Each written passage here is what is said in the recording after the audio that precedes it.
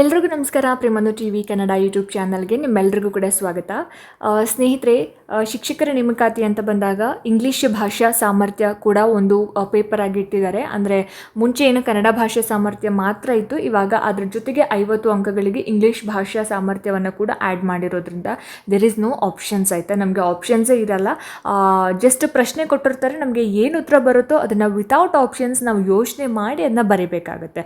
So ಅಂತಹ ಒಂದು English ಸಾಮರ್ಥ್ಯ ಪರೀಕ್ಷೆನಲ್ಲಿ ಒಂದು ಒನ್ ವರ್ಡ್ ಸಬ್ಸ್ಟಿಟ್ಯೂಷನ್ ಅನ್ನುವಂತಹ ಒಂದು ಟಾಪಿಕ್ ಕೂಡ ತುಂಬಾ ಇಂಪಾರ್ಟೆಂಟ್ ಆಗಿರುತ್ತೆ. ಸೊ ಇವತ್ತಿನ ವಿಡಿಯೋದಲ್ಲಿ ಒನ್ ವರ್ಡ್ ಸಬ್ಸ್ಟಿಟ್ಯೂಷನ್ ಅಂತಂದರೆ ಏನು, ಎಷ್ಟು ಒನ್ ವರ್ಡ್ ಸಬ್ಸ್ಟಿಟ್ಯೂಷನ್ಸ್ನ ಈ ವಿಡಿಯೋದಲ್ಲಿ ಕಲ್ತ್ಕೊಳ್ಳೋದಕ್ಕೆ ಸಾಧ್ಯ ಆಗುತ್ತೋ ಅಷ್ಟು ಕಲ್ತ್ಕೋತಾ ಹೋಗೋಣ. ಸೊ ಯಾರೆಲ್ಲ ಈ ವಿಡಿಯೋನ ನೋಡ್ತಾ ಇದ್ದಾರೆ ಎಲ್ಲೂ ಕೂಡ ಸ್ಕಿಪ್ ಮಾಡದೆ ಪೂರ್ತಿ ವಿಡಿಯೋನ ನೋಡಿ, ಜೊತೆಗೆ ಸಬ್ಸ್ಕ್ರೈಬ್ ಮಾಡ್ಕೊಂಡು ನೋಡೋದನ್ನು ದಯವಿಟ್ಟು ಮರಿಬೇಡಿ ಅಂತ ಹೇಳ್ತಾ, ಜಾಸ್ತಿ ತಡ ಮಾಡೋದು ಬೇಡ, ಬನ್ನಿ ಆದಷ್ಟು ಬೇಗ ಇವತ್ತಿನ ವಿಡಿಯೋನ ಶುರು ಮಾಡ್ತಾ ಹೋಗೋಣ.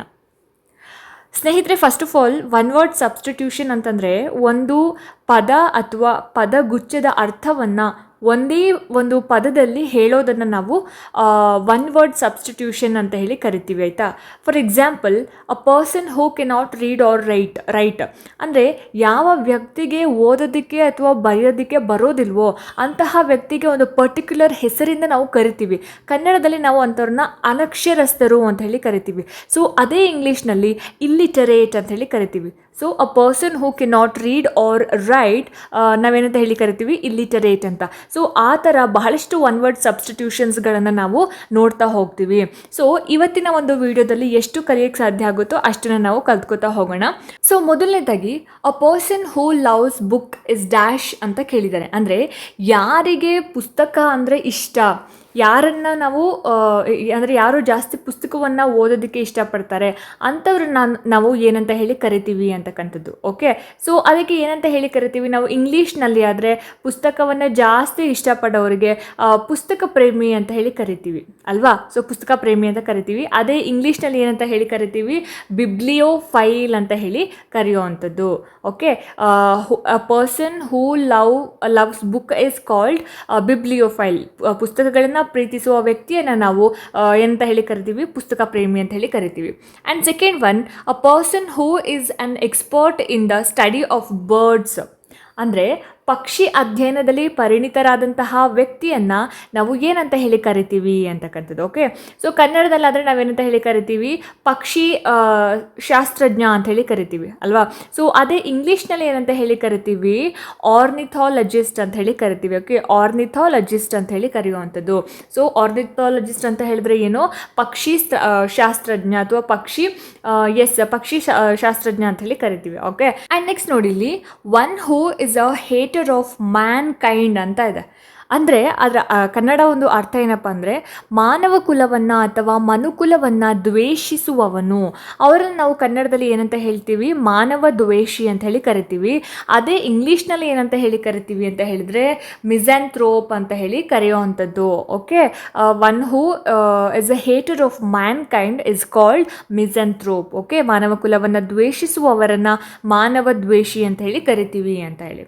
ಆ್ಯಂಡ್ ನೆಕ್ಸ್ಟ್ ಮುಂದಿನ ಒಂದು ಇದನ್ನು ನೋಡೋದಾದರೆ, ಅ person who is excessively fond of and knowledgeable about food and drink ಅಂತ ಇದೆ. ಅಂದರೆ ಆಹಾರ ಮತ್ತು ಪಾನೀಯಗಳ ಬಗ್ಗೆ ಅತಿಯಾದ ಆಸಕ್ತಿ ಮತ್ತು ಜ್ಞಾನವನ್ನು ಹೊಂದಿರತಕ್ಕಂತಹ ವ್ಯಕ್ತಿಯನ್ನು ಏನಂತ ಹೇಳಿ ಕರಿತೀವಿ ಅಂತ.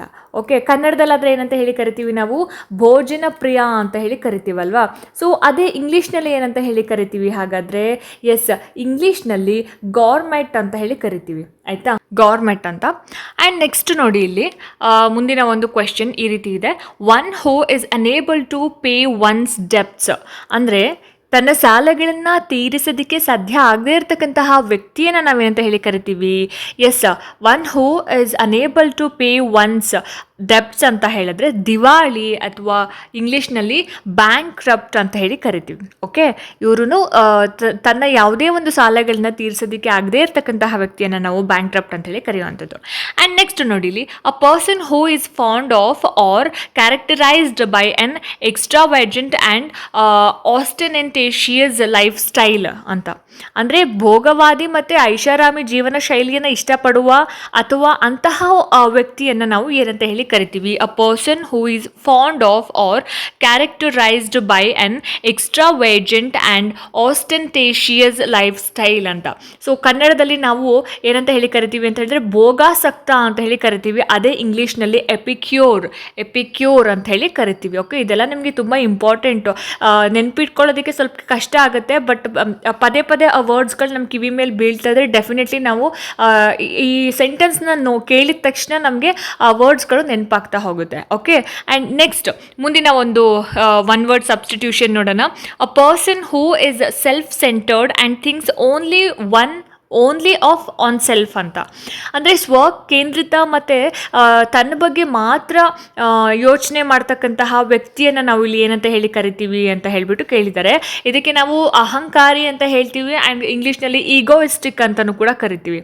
ಓಕೆ, ಈಗೋಯಿಸ್ಟಿಕ್ ಅಂತ ಹೇಳಿಬಿಟ್ಟು. ಆ್ಯಂಡ್ ನೆಕ್ಸ್ಟ್ ನೋಡಿ ಇಲ್ಲಿ, a person who is fond of eating and drinking. ಅಂದರೆ ತಿನ್ನೋದು ಮತ್ತು ಕುಡಿಯೋದನ್ನು ಇಷ್ಟಪಡ್ತಕ್ಕಂತಹ ವ್ಯಕ್ತಿಯನ್ನು ನಾವು ಏನಂತ ಹೇಳಿ ಕರಿತೀವಿ? ಕೆಲವರಿಗೆ ತುಂಬ ತಿನ್ನೋದು, ಔಟ್ಸೈಡ್ ತಿನ್ನೋದು ಅಥವಾ ಹೊಸ ಡಿಶಸ್ನ ಟ್ರೈ ಮಾಡೋದು, ತಿನ್ನೋದು, ಆಮೇಲೆ ಕುಡಿಯೋದು ಅಂತಂದರೆ ನಾಟ್ ಓನ್ಲಿ ಡ್ರಿಂಕ್ಸ್, ಎಲ್ಲ ಥರ ಪಾನೀಯಗಳನ್ನು ಕುಡಿಯೋದು ಅಂದರೆ ಇಷ್ಟಪಡ್ತಕ್ಕಂತಹ ವ್ಯಕ್ತಿ. ಓಕೆ, ಅಂತಹ ವ್ಯಕ್ತಿಗಳಿಗೆ ನಾವು ಏನಂತ ಹೇಳಿ ಕರಿತೀವಿ? ಎಷ್ಟು ತಿಂತ ನೋಡಿ ಇವ್ನು ಹೊಟ್ಟೆ ಬಾಕ ಅಂತ ಕನ್ನಡದಲ್ಲಿ ಹೇಳ್ತೀವಿ. ಅದೇ ಇಂಗ್ಲೀಷ್ನಲ್ಲಿ ಗ್ಲಟನ್ ಅಂತ ಹೇಳಿ ಕರಿತೀವಿ. Okay, GLUTTON, glutton. A person who is fond of eating and drinking is called glutton. Okay, and next a person who is skilled in the art of calligraphy ಅಂತ ಇದೆ. ಅಂದರೆ ಸುಂದರ ಕೈಬರಹದ ಕಲೆಯಲ್ಲಿ ನೈಪುಣ್ಯ ಹೊಂದಿದಂತಹ ವ್ಯಕ್ತಿಯನ್ನು ನಾವು ಏನಂತ ಹೇಳಿ ಕರಿತೀವಿ? ಸುಂದರ ಲಿಪಿಗಾರ ಅಂತ ಹೇಳಿ ಕರಿತೀವಲ್ವಾ? ಸೊ ಅದೇ ಥರ ಇಂಗ್ಲೀಷ್ನಲ್ಲಿ ಕ್ಯಾಲಿಗ್ರಾಫರ್ ಅಂತ ಹೇಳಿ ಕರಿತೀವಿ ಅಥವಾ ಕಾಲಿಗ್ರಾಫರ್ ಅಂತ ಹೇಳಿ ಕರಿತೀವಿ. And next, a person who is known for their long life ಅಂತ ಇದೆ. ಅಂದರೆ ದೀರ್ಘಾಯುಷಿ ಅಂತ ಹೆಸರುವಾಸಿ ಆಗಿರ್ತಕ್ಕಂತಹ ವ್ಯಕ್ತಿಯನ್ನು ನಾವು ಏನಂತ ಹೇಳಿ ಕರಿತೀವಿ ಅಂತ? 100ರ ಗಡಿ ದಾಟಿದ ವ್ಯಕ್ತಿ ಅಥವಾ ಶತಾಯುಷಿ ಅಂತ ಹೇಳಿ ಕರಿತೀವಲ್ವಾ? ಅದೇ ರೀತಿ ಇಂಗ್ಲೀಷ್ನಲ್ಲಿ ಸೆಂಟನೇರಿಯನ್ ಅಂತ ಹೇಳಿ ಕರಿತೀವಿ. Centenarian, a person who is known for their long life ಅಂತ ಬಂದಾಗ ಸೆಂಟನೇರಿಯನ್ ಅನ್ನೋದು ಸರಿಯಾದ ಆನ್ಸರ್ ಆಗುತ್ತೆ. Okay, next one who is an atheist ಅಂತ ಇದೆ. ಅಂದರೆ ದೇವರು ಇಲ್ಲ ಅನ್ನೋದನ್ನು ನಂಬುವವನನ್ನು ನಾವು ಏನಂತ ಹೇಳಿ ಕರಿತೀವಿ? ದೇವರ ಬಗ್ಗೆ ಅಷ್ಟು ನಂಬಿಕೆ ಇಲ್ಲದೆ ಇರೋರನ್ನು ನಾವು ಕನ್ನಡದಲ್ಲಿ ನಾಸ್ತಿಕ ಅಂತ ಹೇಳಿ ಕರಿತೀವಿ. ಏಥಿಸ್ಟ್ ಅಂತ ಇಂಗ್ಲೀಷ್ನಲ್ಲಿ ಇಲ್ಲೇ ಕೊಟ್ಟಿದ್ದಾರೆ ನೋಡಿ, ಸೇಮ್ ಅದೇ ಆಗುತ್ತೆ. ಓಕೆ, ಏಥಿಸ್ಟ್ ಅಥವಾ ನಾಸ್ತಿಕ ಅಂತ ಹೇಳಿ ಕರಿತೀವಿ ಕನ್ನಡದಲ್ಲಿ ನಾಸ್ತಿಕ. Okay, and next, a person who is a lover of animals ಅಂತ ಕೇಳಿದ್ದಾರೆ. ಅಂದರೆ ಪ್ರಾಣಿಗಳನ್ನು ಪ್ರೀತಿಸ್ತಕ್ಕಂತಹ ವ್ಯಕ್ತಿಯನ್ನು ನಾವು ಏನಂತ ಹೇಳಿ ಕರಿತೀವಿ? ಪ್ರಾಣಿ ಪ್ರಿಯ ಅಂತ ಕನ್ನಡದಲ್ಲಿ ಹೇಳ್ತೀವಿ. ಹಾಗೆ ಇಂಗ್ಲೀಷ್ನಲ್ಲಿ ಝೂಫಿಲಿಸ್ಟ್ ಅಂತ ಹೇಳಿ ಕರಿತೀವಿ. ಓಕೆ, ಝೂಫಿಲಿಸ್ಟ್ ಅಂತ ಹೇಳಿ ಅ person who is a lover of animals ಅಂತ ಬಂದಾಗ ಝೂಫಿಲಿಸ್ಟ್. ಆಯಿತಾ? ಆ್ಯಂಡ್ ನೆಕ್ಸ್ಟ್ ನೋಡಿ ಇಲ್ಲಿ, a person who is skilled in the art of public speaking. ಅಂದರೆ ಸಾರ್ವಜನಿಕ ಭಾಷಣದ ಕಲೆಯಲ್ಲಿ ನೈಪುಣ್ಯತೆ ಹೊಂದಿದ ವ್ಯಕ್ತಿ. ಈಗ ತುಂಬ ಜನ ಪಬ್ಲಿಕಲ್ಲಿ ಮಾತಾಡಿ ಅಂದರೆ ಹೆಸಿಟೇಟ್ ಮಾಡ್ಕೊತಾರೆ. ಅದೇ ಕೆಲವು ಜನ ಏನು ಮಾಡ್ತಾರೆ, ಅವ್ರಿಗೆ ಮೈಕ್ ಸಿಕ್ಕಿದ್ರೆ ಸಾಕು ಎಷ್ಟು ಮಾತಾಡ್ತಾರೆ. ಕೆಲವೊಂದು ಸಲ ಅವ್ರ ಮಾತುಗಳನ್ನ ಕೇಳಬೇಕು ಅಂತಲೇ ಅನಿಸ್ತಾ ಇರುತ್ತೆ. ಸೊ ಸಾರ್ವಜನಿಕವಾಗಿ ಭಾಷಣದ ಕಲೆಯಲ್ಲಿ ಭಾಷಣವನ್ನು ಮಾಡುವಂತಹ ಇದರಲ್ಲಿ ನೈಪುಣ್ಯತೆ ಹೊಂದಿದ ವ್ಯಕ್ತಿಯನ್ನು ನಾವೇನಂತ ಹೇಳಿ ಕರಿತೀವಿ? ವಾಕ್ಪಟು ಅಥವಾ ವಾಗ್ಮಿ ಅಂತ ಹೇಳಿ ಕರಿತೀವಲ್ಲ, ಉತ್ತಮ ವಾಗ್ಮಿ ಅಂತ ಕನ್ನಡದಲ್ಲಿ ಹೇಳ್ತೀವಿ. ಅದೇ ರೀತಿ ಇಂಗ್ಲೀಷ್ನಲ್ಲಿ ನಾವೇನಂತ ಹೇಳಿ ಕರಿತೀವಿ? A person who is skilled in the art of public speaking is called orator. Okay, orator ಅಂತ ಹೇಳಿ ಕರಿತೀವಿ. ORATOR, orator ಅಂತ ಹೇಳ್ಬಿಟ್ಟು. ಆಯಿತಾ? ಆ್ಯಂಡ್ ನೆಕ್ಸ್ಟ್ ಮುಂದಿನ ಒಂದು substitution, the study of the earth's surface and physical features is called dash ಅಂತಂದರೆ ಭೂಮಿಯ ಮೇಲ್ಮೈ ಮತ್ತು ಭೌತಿಕ ಭೂಗೋಳಶಾಸ್ತ್ರದ ಲಕ್ಷಣಗಳನ್ನು ಅಧ್ಯಯನ ಮಾಡೋದನ್ನು ನಾವು ಏನಂತ ಹೇಳಿ ಕರಿತೀವಿ? ಏನಂತೀವಿ? ಭೂಗೋಳಶಾಸ್ತ್ರ ಅಂತ ಹೇಳಿ ಕರಿತೀವಿ. ಭೂಗೋಳಶಾಸ್ತ್ರ ಈಸಿ ಅಲ್ವಾ? ಸೊ ಏನಂತೀವಿ ಇಂಗ್ಲೀಷ್ನಲ್ಲಿ ಅದಕ್ಕೆ? Yes, geography. The study of the earth's surface and physical features, ಇದನ್ನು ನಾವು ಜಿಯೋಗ್ರಫಿ ಅಂತ ಹೇಳಿ ಕರೆಯುವಂಥದ್ದು. Okay, then next, the study of human society and its development. ಅಂದರೆ ಮಾನವ ಸಮಾಜ ಮತ್ತು ಅದರ ಬೆಳವಣಿಗೆಯ ಒಂದು ಅಧ್ಯಯನವನ್ನು ನಾವು ಏನಂತ ಹೇಳಿ ಕರಿತೀವಿ, ಮಾನವ ಸಮಾಜ ಅಂದರೆ ಸಮಾಜಶಾಸ್ತ್ರ ಅಂತ ಹೇಳಿ ಕರಿತೀವಿ. ಸೊ ಇಂಗ್ಲೀಷ್ನಲ್ಲಿ ನಾವು ಅದನ್ನು ಸೋಷಿಯಾಲಜಿ ಅಂತ ಹೇಳಿ ಕರಿತೀವಿ. ಸೊ ಜಿಯೋಗ್ರಫಿ, ಸೋಷಿಯಾಲಜಿ ಇದೆಲ್ಲ ನಾವು ನಮಗೆ ಬಾಯ್ಪಟ್ಟನೇ ಆಗೋಗ್ಬಿಟ್ಟಿದೆಲ್ಲ. ನಾವು ಸೋಷಿಯಲ್ ಸ್ಟಡೀಸ್ ಕ್ಯಾಂಡಿಡೇಟ್ಸ್ಗೆ, ಅಭ್ಯರ್ಥಿಗಳಿಗೆ ಇದೆಲ್ಲ ತುಂಬ ಈಸಿ. ಸೋಷಿಯಾಲಜಿ ಆಗಿರ್ಬೋದು, ಜಿಯೋಗ್ರಫಿ ಆಗಿರ್ಬೋದು, ಹಿಸ್ಟ್ರಿ, ಎಕನಾಮಿಕ್ಸ್ ಎಲ್ಲ easy. Okay, next a place where birds are kept ಅಂತ ಇದೆ. ಅಂದರೆ ಪಕ್ಷಿಗಳನ್ನು ಇಡ್ತಕ್ಕಂತಹ ಒಂದು ಸ್ಥಳವನ್ನು ನಾವು ಏನಂತ ಹೇಳಿ ಕರಿತೀವಿ ಅಂತ. ಏನಂತ ಹೇಳಿ ಕರಿತೀವಿ ಹಾಗಾದರೆ? A place where birds are kept is called aviary.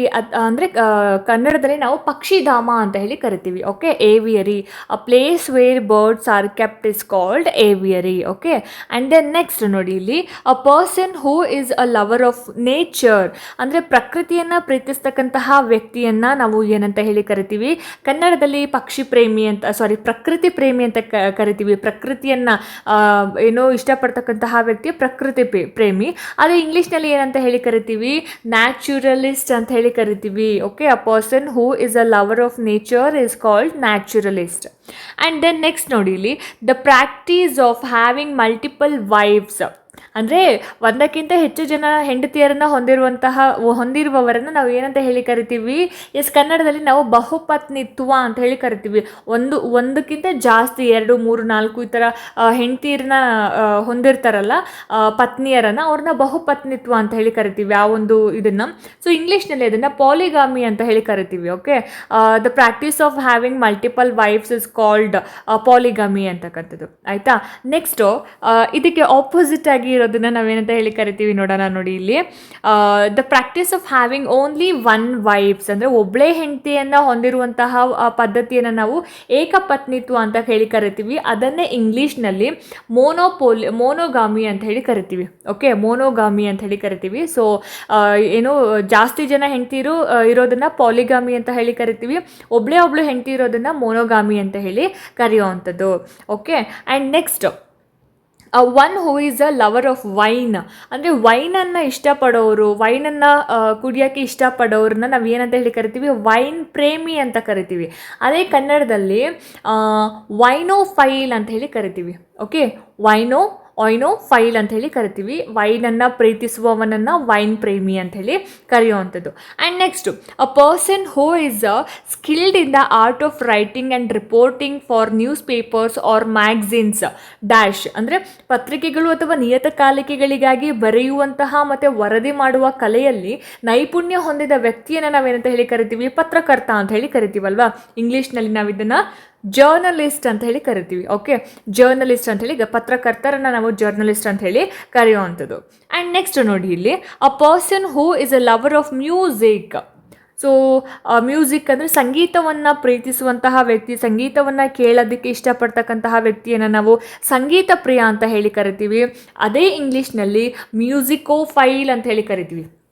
Okay, ಮ್ಯೂಸಿಕೋಫೈಲ್ ಸಂಗೀತವನ್ನು ಪ್ರೀತಿಸುವ ವ್ಯಕ್ತಿ. A person who is a lover of music is called musicophile ಅಂತಕ್ಕಂಥದ್ದು. And next, a person who is an expert in the study of stars and planets.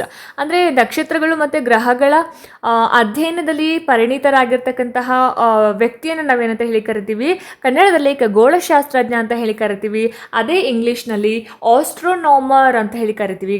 ಖಗೋಳಶಾಸ್ತ್ರಕ್ಕೆ ಇಂಗ್ಲೀಷ್ನಲ್ಲಿ ಏನಂತ ಹೇಳಿ ಕರಿತೀವಿ?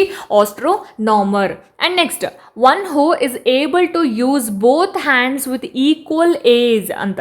ಅಂದರೆ ಎರಡೂ ಕೈಗಳನ್ನ ಒಂದೇ ರೀತಿ ಸುಲಭವಾಗಿ ಬಳಸಬಲ್ಲವರನ್ನು ನಾವು ಏನಂತ ಹೇಳಿ ಕರಿತೀವಿ ಅಂತ. ಸೊ ನಾವು ಕನ್ನಡದಲ್ಲಿ ಇದನ್ನು ಉಭಯ ಹಸ್ತಪಟು ಅಂತ ಹೇಳಿ ಕರಿತೀವಿ. ಓಕೆ, ಉಭಯ ಹಸ್ತಪಟು. ಅದೇ ಇಂಗ್ಲೀಷ್ನಲ್ಲಿ ಏನಂತ ಹೇಳಿ ಕರಿತೀವಿ? ಆಂಬೈಡೆಕ್ಸ್ಟ್ರೋಸ್ ಅಂತ ಹೇಳಿ ಕರಿತೀವಿ, ಅಥವಾ ಆಂಬೈಡೆಕ್ಸ್ಟ್ರೋಸ್ ಅಂತ ಹೇಳಿ ಕರಿತೀವಿ. ಉಭಯ ಹಸ್ತಪಟು, ಆಂಬೈಡೆಕ್ಸ್ಟ್ರೋಸ್, AMBIDEXTROUS, ಆಂಬೈಡೆಕ್ಸ್ಟ್ರೋಸ್ ಅಂತ. ಓಕೆ, ಆ್ಯಂಡ್ ನೆಕ್ಸ್ಟ್ ನೋಡಿ ಇಲ್ಲಿ, a person who is skilled in the art of acting ಅಂತಂದರೆ ನಟನೆಯ ಒಂದು ಕಲೆಯಲ್ಲಿ ನೈಪುಣ್ಯತೆ ಹೊಂದಿದಂತಹ ವ್ಯಕ್ತಿಯನ್ನು ನಾವೇನಂತ ಹೇಳಿ ಕರಿತೀವಿ? ನಟ ಅಂತ ಹೇಳಿ ಕರಿತೀವಿ, ಅಥವಾ ನಟ ನಟಿ ಅಂತ ಏನು ಹೇಳಿ ಕರಿತೀವಲ್ಲ, ಆ್ಯಕ್ಟರ್ ಅಥವಾ ಆ್ಯಕ್ಟ್ರೆಸ್ ಅಂತ. ಸೊ ನಟನಿಗೆ ಆ್ಯಕ್ಟರ್ ಅಂತ ಹೇಳಿ ಕರಿತೀವಿ, ನಟಿಗೆ ಆಕ್ಟ್ರೆಸ್ ಅಂತ ಹೇಳಿ ಕರಿತೀವಲ್ವಾ. ಸೊ ಹಾಗಾಗಿ ಈ ಒಂದು ಪ್ರಶ್ನೆಗೆ person who is skilled in the art of acting ಅಂತ ಬಂದಾಗ actor is the right answer. And then next a person who is fond of talking ಅಂತ ಕೇಳಿದ್ದಾರೆ. ಅಂದರೆ ಮಾತನಾಡುವುದನ್ನು ಇಷ್ಟಪಡ್ತಕ್ಕಂತಹ ವ್ಯಕ್ತಿಯನ್ನು ಏನಂತ ಹೇಳಿ ಕರಿತೀವಿ ನಾವು ಕನ್ನಡದಲ್ಲಿ ವಾಚಾಳಿ ಅಂತ ಹೇಳಿ ಕರಿತೀವಲ್ವಾ. ಅದೇ ಇಂಗ್ಲೀಷ್ನಲ್ಲಿ ಏನಂತ ಹೇಳಿ ಕರಿತೀವಿ ಲೋಕ್ವೇಶಿಯಸ್ ಅಂತ ಹೇಳಿ ಕರಿತೀವಿ. ಲೋಕ್ವೇಶಿಯಸ್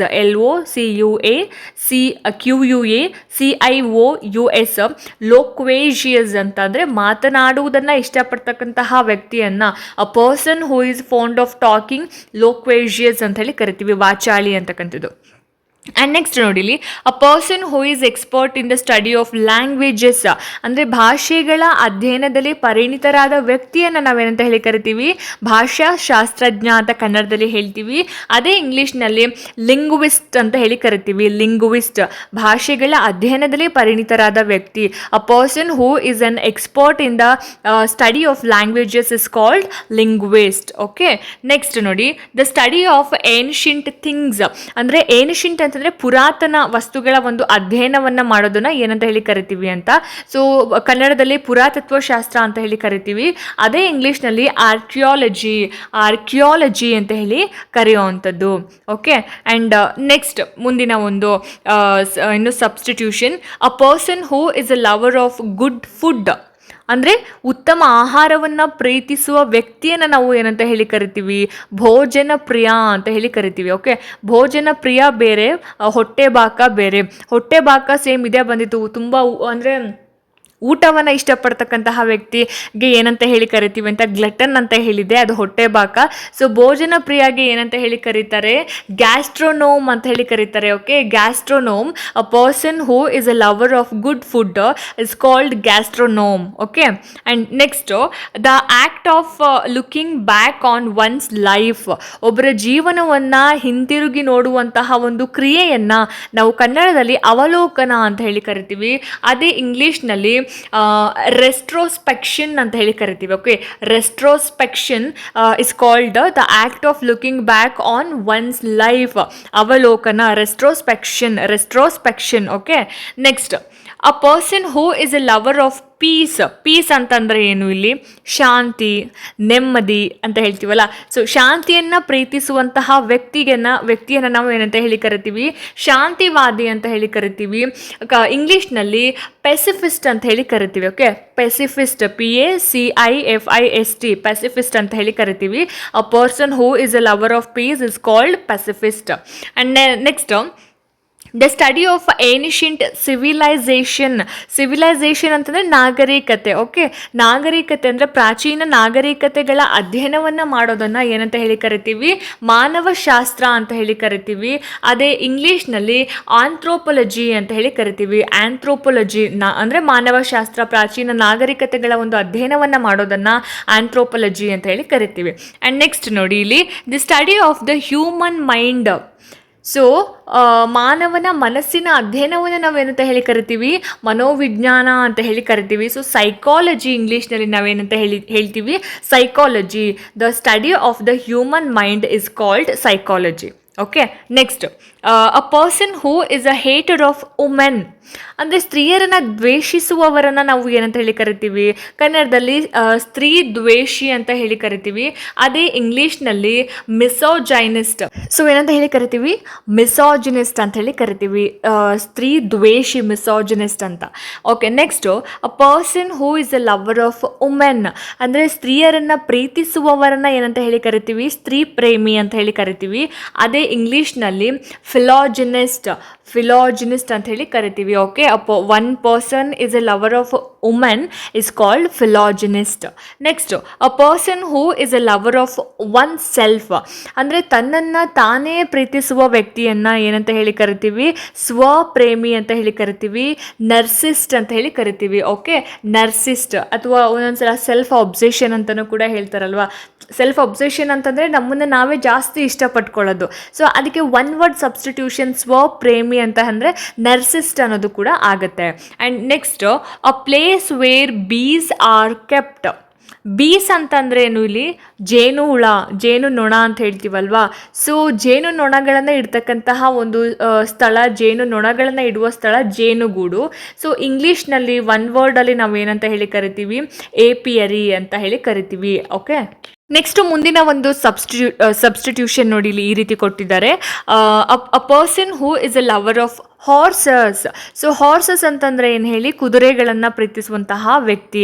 ಸೊ ಅಶ್ವಪ್ರೇಮಿ ಅಂತ ಹೇಳ್ತಾರೆ. A person who is a lover of horses is called hippophile. Okay, hippophile ಕನ್ನಡದಲ್ಲಿ ನಾವು ಇದನ್ನ ಅಶ್ವಪ್ರೇಮಿ ಅಂತ ಹೇಳಿ ಕರಿತೀವಿ. Okay, and next a person who is a lover of dogs ಅಂದರೆ ನಾಯಿಗಳನ್ನ ಇಷ್ಟಪಡ್ತಕ್ಕಂತಹ ವ್ಯಕ್ತಿಗಳನ್ನ ನಾವೇನಂತ ಹೇಳಿ ಕರಿತೀವಿ, ಶ್ವಾನ ಪ್ರೇಮಿ ಅಂತ ಹೇಳಿ ಕರಿತೀವಿ. ಸೊ ಇಂಗ್ಲೀಷ್ನಲ್ಲಿ ಇದನ್ನ ಸಿನೋಫೈಲ್ ಅಂತ ಹೇಳಿ ಕರಿತೀವಿ.